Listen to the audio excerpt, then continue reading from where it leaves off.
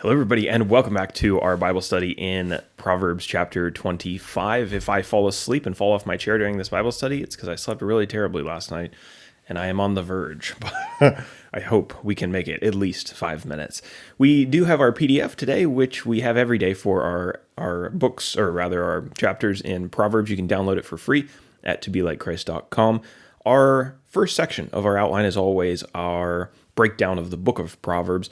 We are in our second section in chapter 25. That puts us towards the tail end of the Proverbs of Solomon, which span from chapter 10 to chapter 29. Let us now consult our definitions. The first one is a word, but it's also a name, a proper name, Hezekiah. Appears in verse 1. Who's this Hezekiah guy? Well, Hezekiah was one of the kings of the nation of Judah, and he reigned about 700 BC. So this was quite some time after Solomon was dead, but he makes a record of Solomon's Proverbs.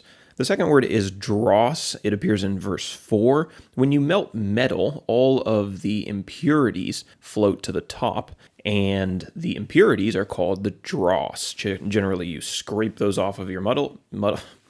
Told you I'm tired. Your metal, and you get rid of it. That way you just have pure silver or gold. I believe in this chapter in verse 4 is talking about silver. And then we have ill repute. This is a great insult to use on one of your siblings, but you have to say it in a British accent. You are a man of ill repute. My brother is that. Not really, but I would call him that. Ill repute in verse 10. This just basically means a person who has a bad reputation. Let's go ahead and refresh ourselves on our interpretive principle today. As you read through the book of Proverbs, it's important to keep in mind that, what is our principle?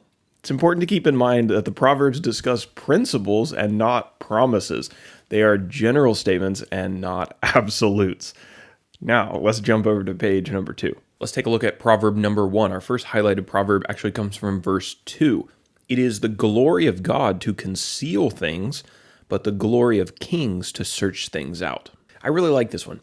God is glorified through his creation, much of which is still concealed from us even after thousands of years of trying to explore it and discover it and scientific research and things like that. What he built in 6 days, as we read about in Genesis chapter 1, takes men millennia to try to unravel and understand.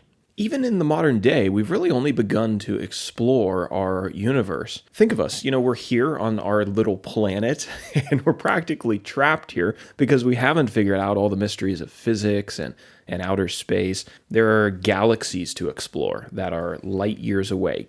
Colossal spaces out there and probably incredible things. Who knows what's out there? And we can't even get to our first neighboring planet. I know sometimes we think about ourselves as really technologically advanced, like we're really figuring out, all the secrets of the universe. But when you think about it in kind of the bigger picture of not just God's creation on earth, but his universal creation, you realize we actually haven't made it very far. The universe is like a 10,000 piece jigsaw puzzle that God has made.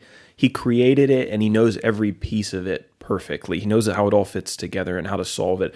We, though, are like toddlers who are on the floor celebrating when we match 2 pieces together. As humans, we can glory, we can celebrate our discoveries. We can be proud that we've matched maybe 50 pieces of the puzzle together, but let's not forget that there's still 9,950 pieces to go, and that the real glory doesn't belong to us. It belongs to the creator of this masterpiece.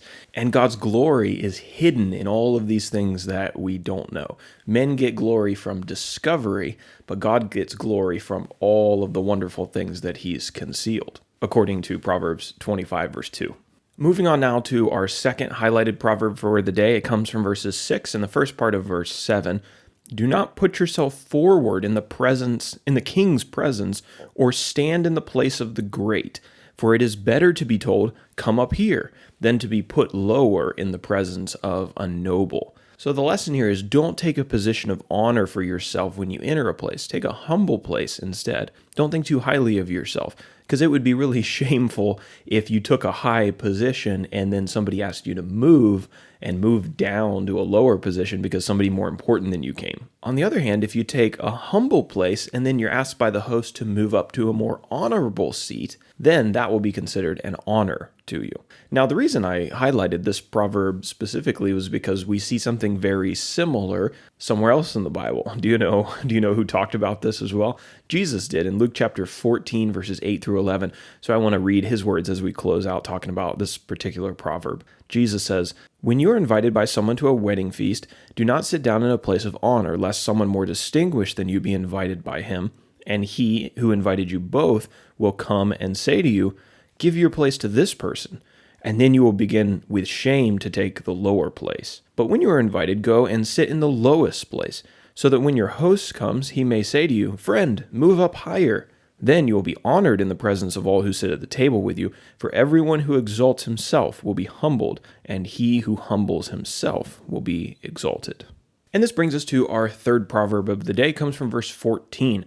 "Like clouds and wind without rain is a man who boasts of a gift he does not give."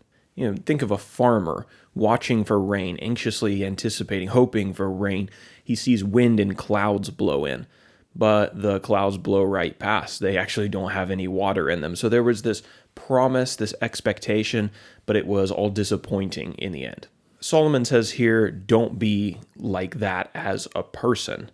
Don't be a person who promises to give a gift and then fails to deliver. Don't promise someone that you'll contribute and then neglect to do it. Don't promise your presence to somebody and then fail to show up. Don't offer to help somebody and then back out. If you do that too many times, people will grow to resent you, just as the farmer resents the clouds that provide no rain. I really enjoyed studying this chapter, and I hope you did too. We go from the first proverb that we highlighted talking about God's grand design and how he's kept that concealed and his glory is concealed in that. Then we go down to these really practical proverbs. Number 2, which just tells us how to behave when we go over to somebody's house and where to sit and how to be humble. And then in number 3, talks about our social interactions and don't promise things if you're not going to follow through on those. So we talk a little bit about our relationship with God and our relationship with and to other people. That's going to do it for today. I hope you'll join us again tomorrow for chapter 26, Lord willing.